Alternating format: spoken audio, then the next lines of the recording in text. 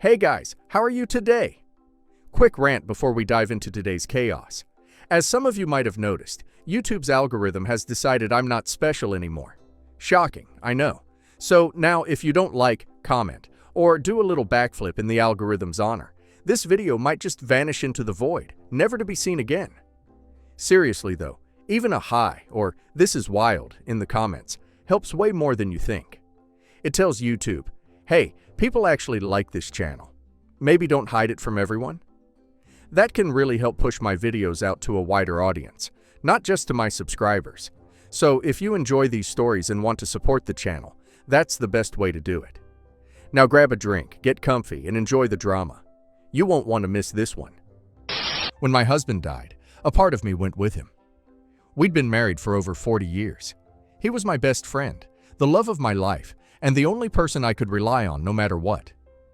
After the funeral, I was left in a quiet, empty house that used to be filled with laughter, Sunday dinners, and warm memories.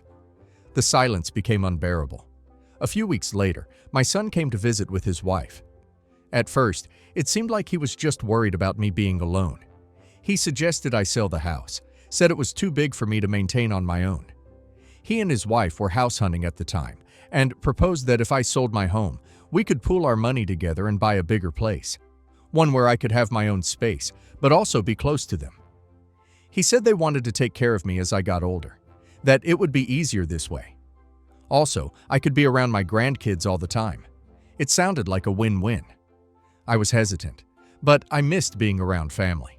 I missed daily conversation, noise, even the chaos. So I agreed. We sold my house and used my share, a significant portion, to buy a much larger home with a finished basement. It had a separate bedroom, bathroom, and small kitchenette area for me. I wanted to believe we'd become a close-knit family. I never imagined how quickly things would sour. At first, things were cordial. My daughter-in-law, let's call her Marissa, was polite but distant. She's from the Philippines, and her parents and siblings still live there. She worked part-time and mostly stayed home with the kids. I tried to respect her space, offered to help with cooking, and helped out with the grandchildren when asked. But it didn't take long before helping out turned into expectations. Marissa started assuming I'd do the laundry. Not just mine, hers, my son's, and the kids. She would pile it all in baskets and leave it by my door. She never asked, just expected. Then came the ironing, then vacuuming, then meal prep. I'd make a nice dinner one evening, and suddenly it became my job to cook every night. If I ever sat down in the living room to relax, she'd make comments like, "Oh, must be nice to have all this free time." She started treating me less like family and more like a live-in maid who owed her for sharing the house. My son stayed mostly silent. He works long hours and often wasn't around for the smaller things. But I could see the pattern forming, and it was only getting worse. I started saying no. When she asked me to quickly fold 3 baskets of laundry, I said I had other things to do. When she left the kids with me without notice, I reminded her I wasn't a full-time nanny. When she assumed I'd make dinner for everyone, I began cooking just for myself. Her attitude changed fast. She became cold, passive-aggressive. She started excluding me from family outings, leaving me out of group messages, and talking to me like I was staff, not her mother-in-law. The final straw came a few weeks ago. Marissa announced that her family from the Philippines was coming to visit. 13 people in total, including siblings, cousins, and her parents. She told me that they would be staying with us for a week, and then added that I'd be cooking dinner for everyone on the day they arrived. Not asking, telling.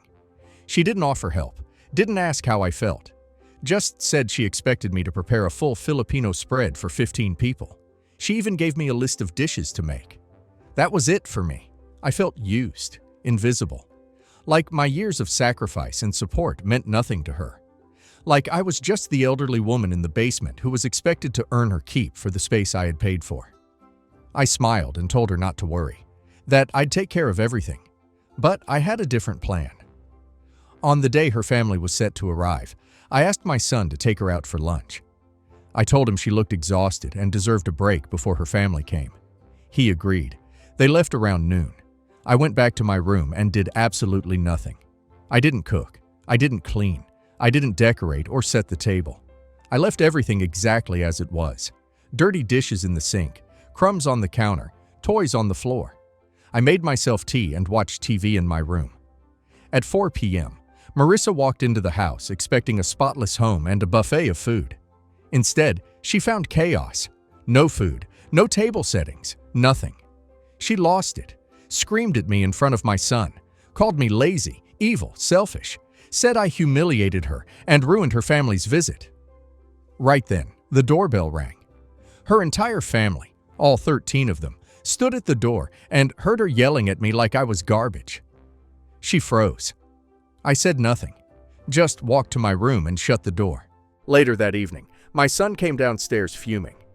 He said I had embarrassed his wife in front of her entire family and that I needed to apologize. He said if I didn't, I should find somewhere else to live. I calmly told him that half the house belonged to me. And I meant it. I told him I'd be contacting a real estate lawyer in the morning. I wanted to sell my share and use the money to buy a small place of my own. I said I didn't want to live somewhere I wasn't respected. Marissa didn't say a word. She just stood behind him, arms crossed, glaring at me like I had betrayed her. It's been a week now. My son is trying to play peacekeeper, but the damage is done. I've already spoken to a lawyer.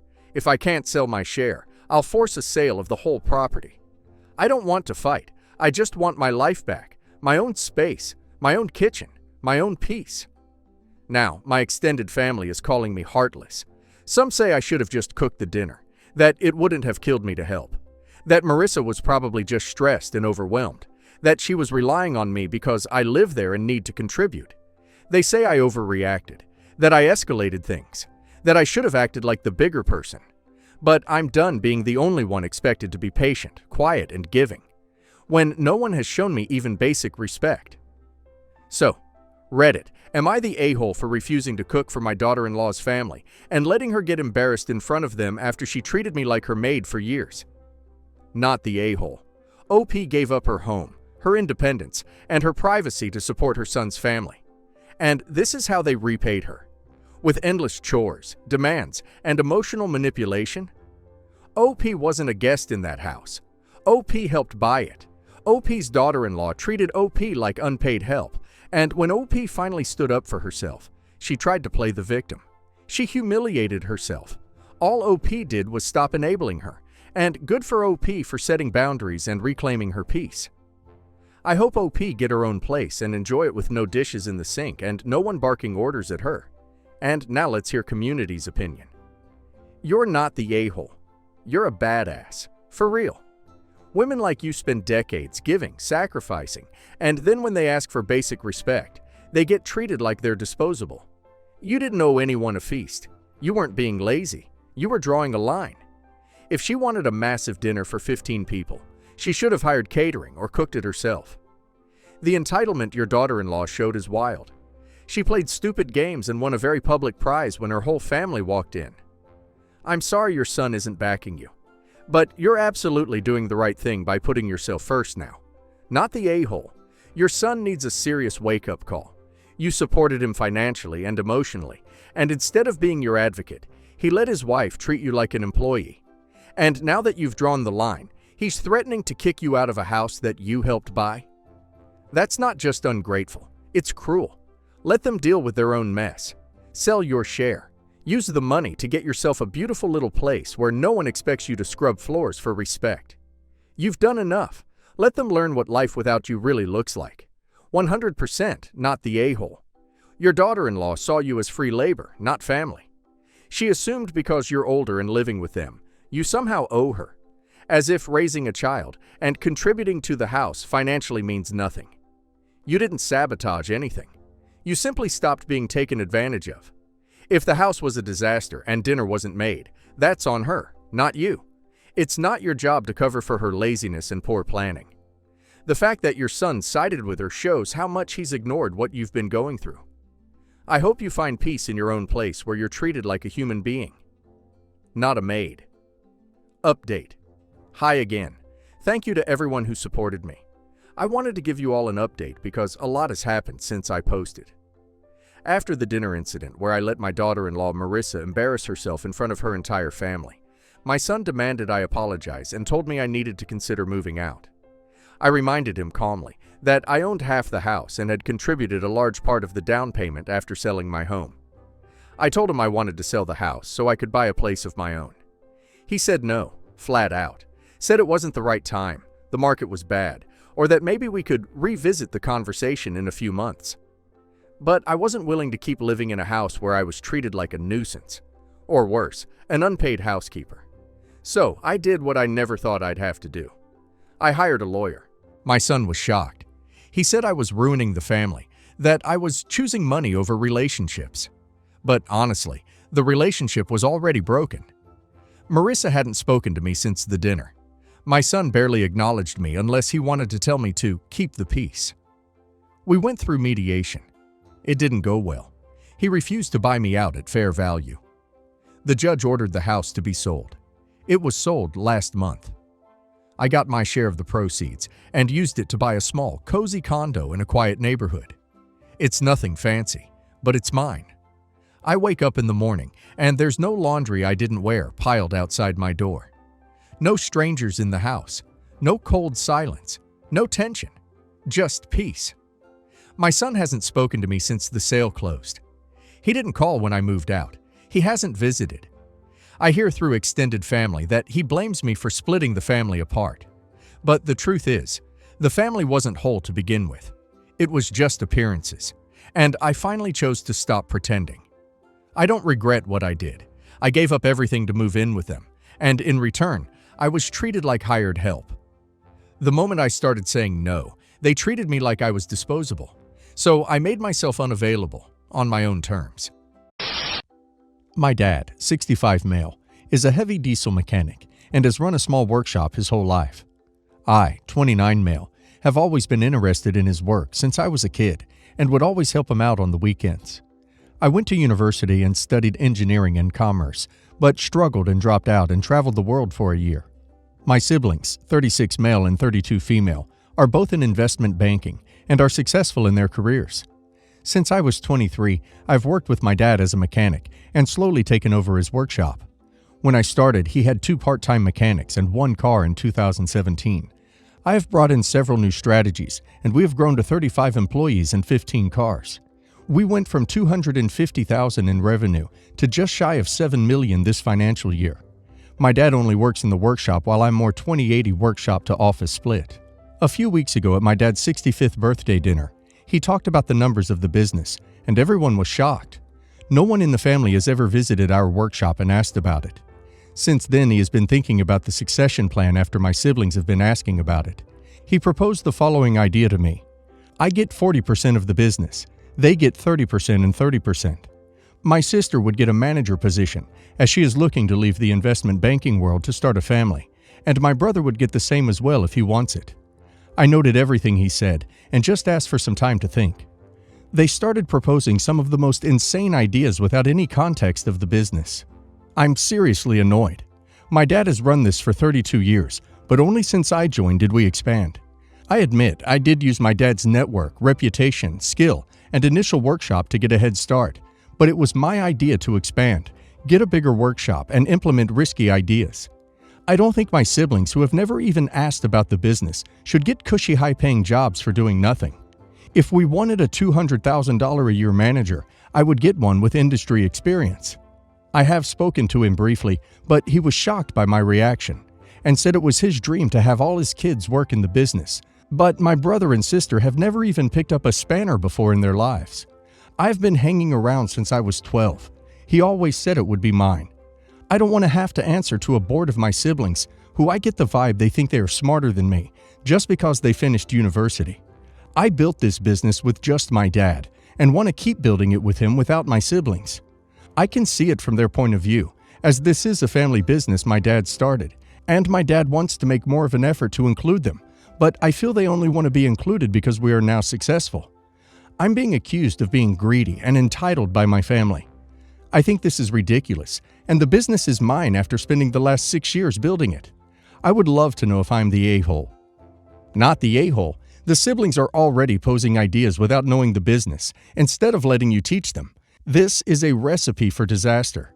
It sounds like your dad is trying to be fair to your siblings, but actually is screwing you over. You're right. Letting your sister manage the business without any clue of how it runs is a recipe for disaster. It's not about greed. It's knowing that you cannot work with your siblings as they appear not to have any respect for your contributions. Not the a-hole. Maybe you can start your own business. Not the a-hole. You need 51% so you own most of the business, else you will get voted out on ideas that might ruin the business, as they don't know it like you do. Remind him it was you that took his business up, and they have no experience in it, and may ruin it, so there would be no business for his grandchildren or great-grandchildren. That would be fair, considering what you know and have done, and what they don't know. Your concern is only to keep it running. I just wanted to give a quick update. I can't really sell my shares or this business. We are a service business where we get paid for the work we have done, and we have assets, but it's like used dirty tools, worth hundreds of thousands new, but nothing on the second market. We had a family business lawyer meeting last night, and I don't know what is happening. My sister and brother had been lobbying my dad about the direction and strategy of the company before this for weeks. They feel it would be in better hands with my sister being CEO, my brother being CFO, and me as COO, glorified operations manager, and unfortunately, my dad agrees with them. During the session, I felt incredibly patronized. They laid out this 5-year plan and how the company would grow to be this huge entity we would own equal amounts in. They didn't talk to anyone in the actual business about this plan or even our customers. They wanted to make things standard, but the reason our customers love us is that we are flexible and accommodating. I asked a few questions to see how set my dad was in this plan and realized he was really excited. I tried to argue the current business was 50-50 my dad's and me. Therefore, it should be split 66%, 15% and 17%. Their huge salaries would be better off hiring mechanics to grow. I was told everyone is replaceable by my sister. This crushed me because I don't think that's true. I have so much tactic knowledge and the 27 mechanics are loyal to me. I secured our biggest 10 customers only in the last 15 months because I have this reputation as the mechanic who went to uni and worked on the tools. I know I leveraged this in the bidding process over other companies. This isn't like a public company. Everything in this industry is relationships. I've been reading The Art of War this last month, and I've decided that I'm not going to voice any more concerns. I'm going to go along with the plan and let my emotions mellow out and wait till I can think of some options. I, 47 male, went to a get-together with some work buddies at a bar Thursday night with my wife Kara, 45 female. A co-worker, Alan, 36 male, was there with his pregnant wife Jess, 33 female. Fake names. For context, Kara and I are unable to have kids. The get-together was going well. We were having a good time shooting pool, throwing darts, and having drinks. Now, I knew Jess was pregnant. Alan told us at work because it's their first. Kara did not know. I didn't tell her because Kara and Jess are not friends, so it didn't cross my mind. Plus, looking at Jess, you can't even tell. After about an hour, Kara asked Jess why she was sticking to soda and not having a drink, as she was the only one. Yeah, I thought that was a bit rude. I have family that are recovering alcoholics, and they don't like explaining that to people they don't know, so I learned not to ask questions like that. But Jess didn't seem to mind, and Kara told her she was pregnant. Kara congratulated her, just like we all congratulated Alan. There were questions about how far along Jess was, if it was a boy or girl, nursery design, etc. I understood the reason for the question since Kara and I couldn't conceive, but I could tell Jess wasn't super comfortable with them. So I jokingly told Kara to give the lady some space, she is creating life after all. And that's when Kara reached over, patted Jess on her stomach and said, "Well, Mama better get used to it because it's all about baby now." And she said it to Jess's stomach. Before you ask, yes, I was mortified. I've heard of people touching pregnant women's stomachs before, but I've never actually seen it, and I've never witnessed Kara do it. It's just not something I'd think to do. Jess pushed Kara's hand away and walked outside. I saw Alan go after her, and when he came back in, he told us he was taking Jess home. Kara asked if she was okay, and Alan, annoyed, asked, "Would you be okay if someone touched you without your permission?" and walked away. Kara started talking about how rude Alan was, but on the way home, I told her that I thought she was the rude one for touching Jess without her permission. Kara said it was only for a split second, and that Jess was being sensitive. But I thought Jess had a right to be upset. She told me we were all being too sensitive and she'd love to have experienced pregnancy and people fawning over our baby. I ended up texting Alan and apologized for what happened. He accepted it, and said Jess was alright and she forgave Kara too. But now Kara is mad at me for not only apologizing on her behalf without her permission, but also for not being on her side. But I feel like it's not about sides. What she did was weird, and it doesn't matter if I sided with her or not. The point is, you offended someone. She hasn't really spoken to me much since Thursday, except to ask what I wanted for dinner. Am I the a-hole? Wait. So your wife thinks it's okay to touch someone without their permission, but you are wrong for apologizing without her permission? Not the a-hole. You never touch a pregnant woman, or anyone for that matter, without their permission. I'm willing to bet your wife would be that person to go kissing all up on a newborn too. Just because your wife says she would want people fawning all over her, does not mean everyone feels the same way. It's creepy, especially if you don't know the person. Not the a-hole. Your wife seems to take having to apologize as a major blow to her ego, even if she was completely not in the wrong, which she was in this case with the inappropriate touching. It's still fine to apologize for causing someone offense to show that you respect their feelings. It would have been ideal for her to apologize directly, but since she isn't going to, you handled it well by apologizing on her behalf. You and her both sucked here. To be clear, you don't touch another person without their invitation. It doesn't matter if you would be okay being touched in that situation.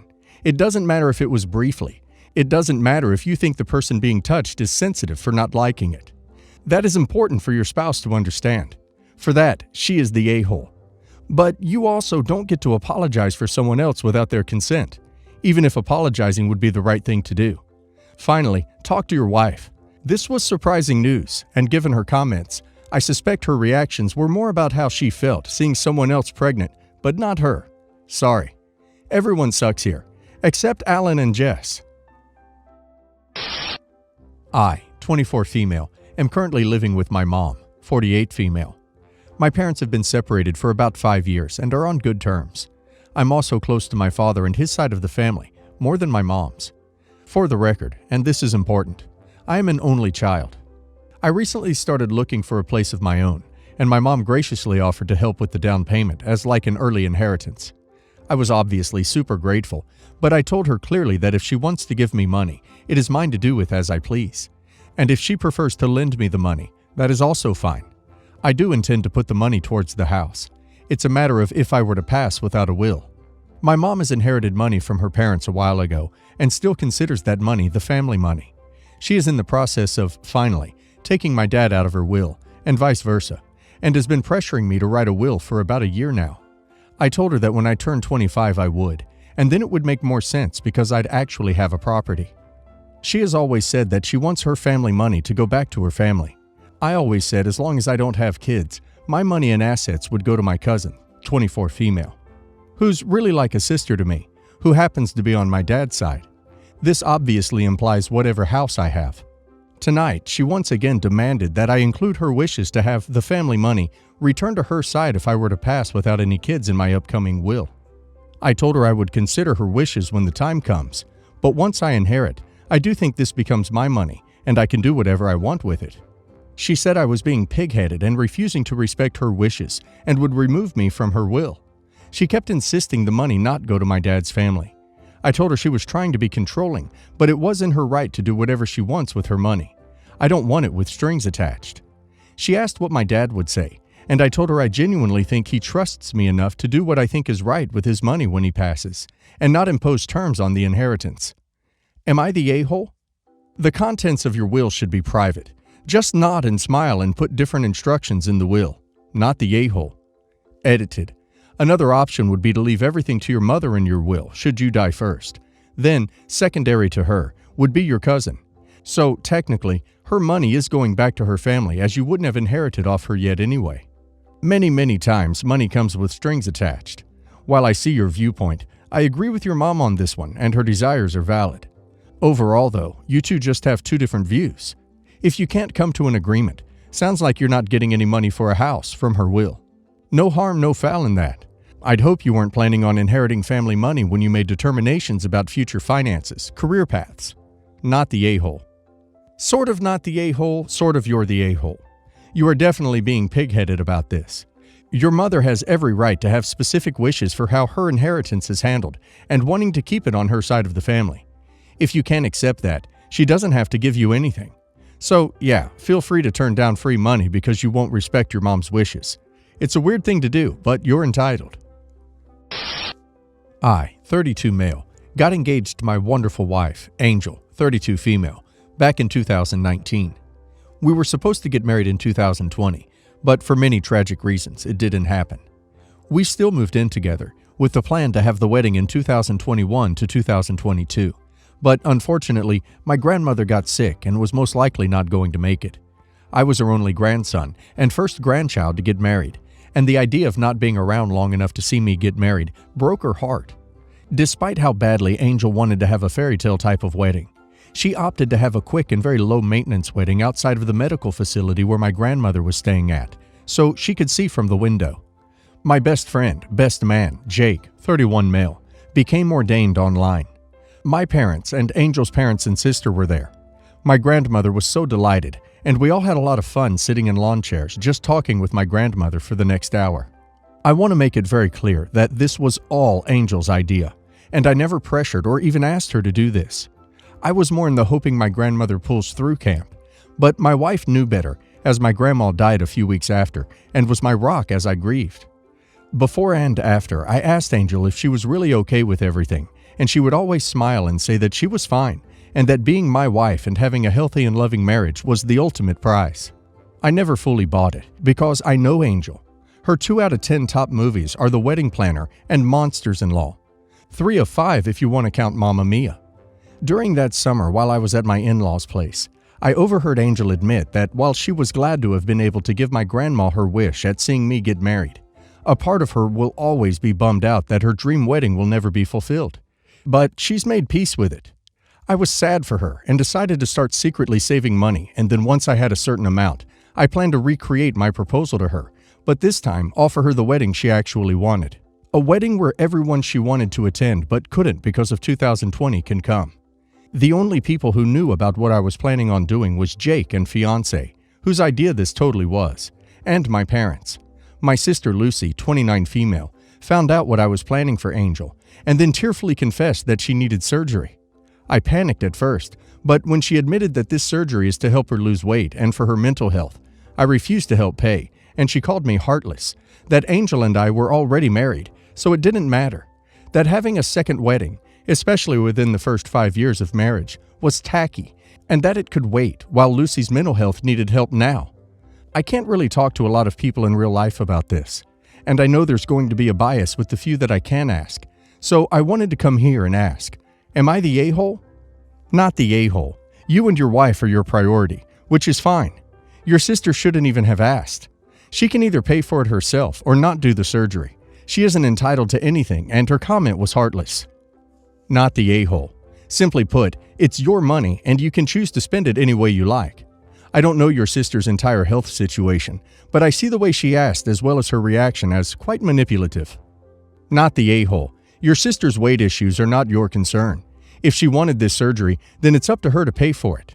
They are called elective surgeries for a reason, and there are many weight loss programs that actually work when the person is committed to losing weight.